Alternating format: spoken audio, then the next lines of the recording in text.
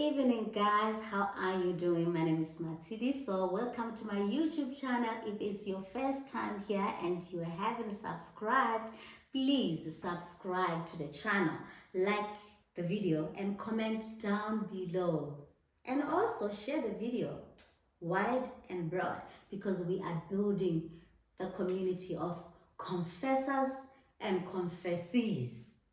So guys, you are on Dear Maiso. This is Dear Maiso's Confessions. Yes. Ladies and gentlemen, I've got another confession here. Listen to this. Oh, the confessor here says, yo guys, I'm so sorry. You know, I've got this habit of like going, I want to stop that. It irritates me because sometimes I hate watching my videos or listening to my audios because I hear that sound, that click of the tongue, and I hate it. It's a bad habit. So help me, guys. I just want to get rid of that. I really don't like it. Oh, he or she says, Dear Maiso, I just moved in with my boyfriend and I honestly think he's tired and irritated with me already. He spends more time on his phone than with me.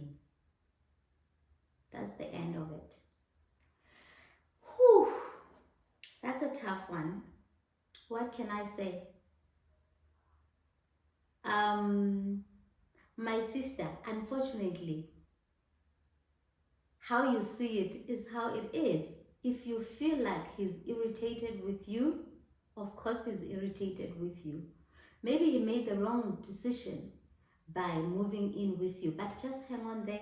Sometimes he's not just used to being with another person around. Maybe he's used to being by himself. I'll make an example. When it comes to that, I haven't stayed with anybody. I haven't stayed, like the only person that I've lived with is my twin sister and my daughter. After my twin sister got married and she moved out, I've been with my daughter. I've never stayed with a man. I've never lived with a man. So I don't know how it feels being with a man, but I kind of feel like I will be a little bit uncomfortable, maybe in the beginning, because I'm used to my space. There are certain things that I want them to be this way and all of that. I'm very particular with the things. Even now, I still get irritated with my daughter if she takes small thing. I told my daughter not to touch my charger. Not because I don't want her to use my charger, because when she takes my charger, she doesn't bring it back where it belongs. I want everything where it belongs. So people like me, it's not easy to stay with other people because they like dislocate your things. So I don't know what is it that you do, but give him a chance. Give him a chance. I will say, just blue tick him. Don't complain. Don't say, oh, I think you are irritated. I think you are, because he will say, of course I'm irritated. I think you should move out. No, don't do that. Try to check how he does things and try to follow, or be more like him, or he should also be more like you. That's what I would say. I might be wrong, but this is what I'm thinking she should do. But hey, I'm not really sure, guys. I've never stayed with anyone, so I don't know how it feels having someone new in your space, like closer like that. But another thing also, I'm thinking, if it was me in her position, or in the guy's position, staying with someone that I really love, I think it would be a nice thing to see them all the time. Like, I wake up next to this, I'll still be excited. I will overlook many other things and just be excited that this person is here now. Isn't it? So yeah, when it comes to that, I kind of get confused for it. Or maybe you're not seeing right. Maybe you're just paranoid. Maybe you're also not being used to someone in your space, or you thinking this person is not happy because now you are at theirs. I don't know whose space is that, but then give it a chance. Give it a chance. Maybe he's not even irritated. He's just trying to figure it out, or how to navigate this thing of having someone permanently around him. So give it a chance. So that's all I can say right now. So guys, what's your take on it? Please comment down below. Give us, maybe if you have similar experiences, and how did you solve it? Yeah, so comment down below and tell our confessor what is it that she should try to do just to stabilize the situation, because we don't want her to move out as yet. She just moved in. Maybe they are cooking something good there. Yeah, maybe something very good will come out of this relationship. So let's encourage our confessor to give it a chance. But then if you are saying, I've done the same thing, it never worked, I suggest that you just leave. Even now, Leo, we will take it. We will take it. But then tell me, guys, how does it feel living with someone of the opposite gender, like your loved one, living with them, like every day you wake up, they're here. They're here right next to you. You know that when they come from work, you are together, like you go to bed together, you wake up in the morning together. My toothbrush. No, I'm lying. No, I'm lying, guys. I just remembered something. I just remembered something. This is something that I don't even, guys. But let me tell you, since this confession is short, let me tell you mine. Guys, there was this guy that I knew. I've known this guy for the longest time. He was just someone who's around. He knew people that I knew. So I just knew him, right? And when I looked at guy, I've never seen him as someone that I could date. I've always thought, he's not my type. Like, I've never looked at him in that manner. This person could be my type. Like, I could date this person. Like, no. Because...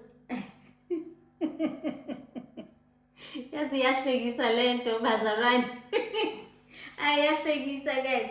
So the guy, at some point, he became a client, because I remember I was selling, what did I, sunglasses to him, or Herbalife? I think so, Herbalife. Yeah, I met him and sold Herbalife. Then we started chatting. As we were chatting, the guy suggested that he wants to take me out to the movies. And he's just one of those people that I would dismiss and say, some other time. I don't want to be rude, because he's my client and I want him to be consistent. I want him to be there. I want to supply him, like every week, every second week, or every month, depending on his supply. So now the guy is talking to me, and then the other time, I remember a friend of mine had some charity tournament. So I went to this tournament. After the tournament, a friend said, no, I'm having an after party at my place. I remember at that time, I was living in the Westland in Rensburg, and a friend of mine lived in Midstream. So check the distance, right? Drive all the way to Midstream, and when we get there, midnight, right? Now we have to go home. And I'm like, no. It's too late. Like, at that time, we're having some drinks and everything. I would just drink at that time. And I'm like, it's too late. And you have had 2 or 3 drinks, driving from Midstream to Rensburg, that's far. It's just that this person was the person who was consistently checking up on me, right? And then the guy, for some reason, he called, oh, where are you? I tell him, I'm in Midstream, and hey, I have to drive back home. Because he seems like a very caring guy. He said, no, you can't drive. If you have been having some drinks and that place is far, since I live in Midrand, I can come pick you up, and then you sleep at my place, leave your car there. So in the morning, I will take you back. I'll take you back there, and then you can go fetch your car. I said, okay, it's a good plan. Then I'm looking at Mura, this one. Nah, we can never even do anything. Then I went to his place, and then the guy respected him, and then he gave me his other room. I chilled in the other room, and then we just chilled. We had some chat because it was late, and then I slept. I never tried anything, honestly, because remember, he was just asking me out. We were not dating. In the morning, he drove me to Midstream. I went fetch my car, and I went home. That was it. Then I started having this thing because he was carrying, man. And then I sat down and I said, yo, you know, my sister, so sometimes we ignore people who care for us. We run after these ones who don't even give a damn. You know, having, I've never been very much lucky in relationships, like to the point where I will just be reckless somewhere and call someone and say, baby, I'm stuck here. Like I've always, sometimes you date people who are just cruel, who will say, make a plan. You know that they cannot be your safe space, that you cannot rely. I've been dating people who are not reliable. So for this guy to do that, he touched another nerve. They would see, okay, it means I can have someone who's caring like this, someone who will just come and show up when I'm in trouble. Like this guy, he cared for me. He didn't want me to drive at night, went to fetch me. So now when he says, oh, again, please, let's go out, Nana, I agreed. We went out to that movie, Begai Funa, and went for dinner, and then I started seeing him differently.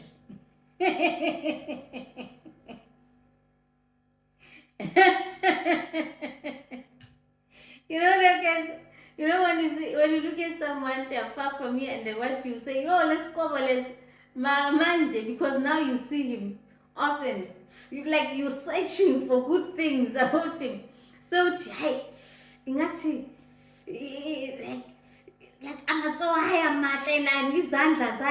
you start saying now, okay, I think he's got nice hands, I get nice hands. You're convincing yourself. So I started convincing myself, okay, we might be onto something. Yo, guys. So now we're having this relationship. Yeah. And the other time, again, I went to his place. He's this person who will say, I can't fetch you. I like those things, guys. I think I've been, my whole life, I've been too independent. So once I meet a man who says, I'll come fetch you. You don't have to drive yourself. I'll come get you. Let's go. And I'll even bring you back. Yoo-hoo. Guys. Guys. You don't understand. You just don't get it. You really don't get it. I will fall for that person. Or the fact that he says, no, don't drive yourself. I'll come fetch you. It's like this one, you would see. You are somewhere at the salon. At the salon. Maybe you're doing your braids. It's taking time. And then this person will say, oh, can I bring you lunch? He just comes, he just brings you lunch at the salon while you're sitting there. And then, are you okay? Then he just leaves. Those are the kind of things that I love in relationships. I love men who do such things. I love men who do such things. So this guy, so I loved it. So now I'm in this relationship with this guy. I think it took about a month. Yo, guys, that guy was so untidy. Guys, I am very, very, extremely tidy. Where I'm at, my place has to be sparkling clean. I am a cleanless freak. I'm like that. I can't even sleep. Sometimes I ask myself, how do you survive in this place? And the first place, the room that needs to be the cleanest in a house is the bathroom. Guys, the bathroom. no matter how tired I am, I will clean my bathroom. I want my bathroom to be spotless because I feel like I kind of distress when I'm in the bathroom. You know, when I do my skin routines, I spend time in the bathroom. You know, when I take my shower, when I look around, everything has to be clean. When I'm taking whatever my number one or my number two, I need to go into the bathroom with my drink. I need to be able to have my water, to have my juice in the bathroom. So I want my bathroom to be spotless. So this guy's bathroom, Nkosi yami, Nkosi yami, nkulunkulu. I had nails, guys. Now I don't have nails, but most of the time I've got nails. I don't have nails because I took them out today. I've got nails. And at that time, I used to have long nails. I would keep very long nails. Guys, this guy's house was so dirty. And guess what I did? I had to bite my nails just to cut them off. And they were still very tight. I think I had a week with those nails. No, I had to bite off my nails so that I can be able to clean that guy's place. I cleaned that guy's place. I think he went to work the other time and he left me there and said, no, I'll come in the afternoon. That the whole time I was clean, I dedicated myself. That I learned from that moment, that Matsiso, you don't clean a man's house. You don't do that. Especially early days of your relationship, you don't do that. He will just see you as a domestic worker the moment you do that. So I compromised my nails. I cleaned this guy's house, but at least he could see that the house is clean. Look, because one thing that I don't like is I do all those things. I clean your house, and then when you arrive, you know, you feel like it's still the same. You don't even comment. You don't see the difference. Like, it's like some other people are kind of immune to cleanliness. Like they don't see the difference whether it's clean or whether it's dirty. It's just the same. But at least with him, he recognized that, oh, you did all of this. Oh my goodness.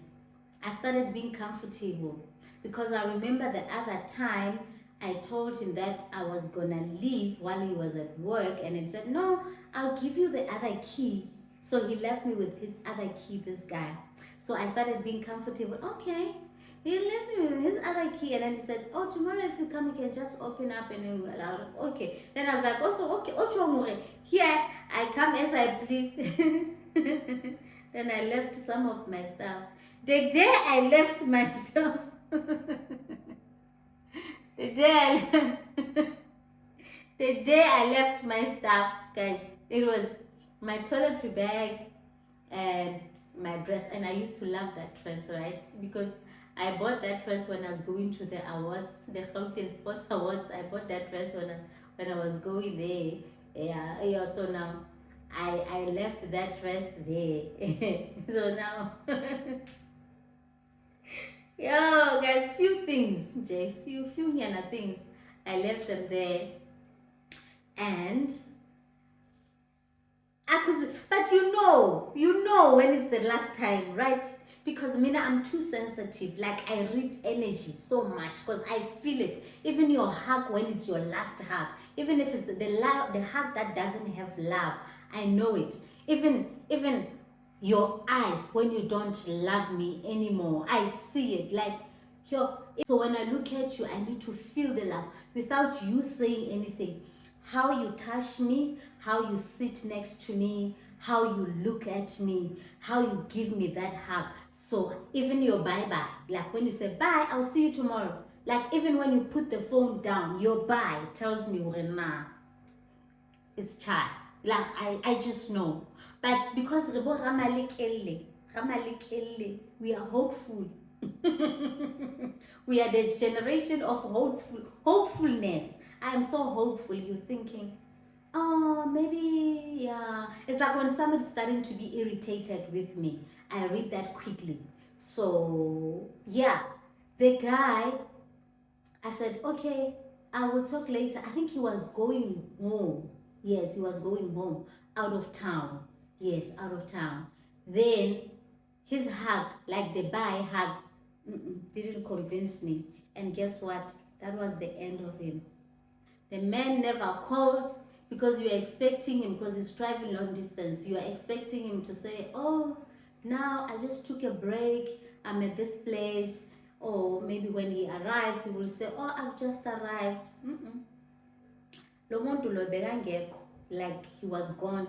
Gone. You know, into ibuhlungu about this story is, you know, that person that you thought was not your type, and you learn to love them, or you learn to accommodate them in your life. That is the person who's going to betray you, my sister and my brother. So that whole incident taught me that, actually confirmed. I've heard of it because other people have been saying it, but that was my first time experiencing it. Like me, so that person that I thought, this one, we're just playing, so get lamona, he's not my type. That's the man who showed me flames. Ukuthi mina ngizokubonisa ke sisi. Disappeared. It disappeared. For me to get my stuff back, what did I say to him? Because he came back and he never contacted me even then. Then I said to him, oh, I want my stuff. Then he was going, Lena. You know, the most painful thing about ending of relationships or whatever situationships, as if you told yourself that I'm not gonna say anything, and there is still one thing that's holding you to this person. Like you need to speak to them because there is this issue now. So it's like it's an excuse. For me, it appears as if it's an excuse to speak to this person, but you only want that. It's like being in a relation, the longest relationship that you've been in. Like there are so many things around, you know, and there are people who know you together. You know, every time when you get to the end of a relationship, you just wish nobody knew about this relationship. And then the sad part is that in the beginning of the relationship, like you are celebrating your relationship. Guys, uthando awunawo i-privacy, like mawuthanda umuntu, you love loudly. I envy those people who are able to love silently. I love loudly. If I'm in a relationship with you, especially if I am sure that we are in this relationship together, you love me and I love you, and I know you really, really love me, I'm going to be loud about it. I will celebrate, like everyone will know, oh, there is this man, he loves me, he treats me good, he was this. Because to me, guys, love is hard to find. It's so difficult to find someone that you love and they love you back. You get me? Because you can love people but they don't love you back. You can have other people who love you but you don't love them back. So the moment you find that person that you connect and the feeling is mutual, it's rare, because you can't, like, you want to, it's, other people will take it as if you're bragging. It's not bragging, it's appreciation. It's appreciation, guys. I know ukuthi abanye abantu bazogloya, of course, yeah, bazogloya because bakubamba ngendlisiyo. But those are cruel people, because at that moment you're thinking, oh, I'm motivating other people, I'm showing other people there are still good men out there. You appreciate the love that you receive, and then you kind of like become hope to other people who are, yo, there is love like that. Because now I get encouraged when I see a woman who's been loved right by their men.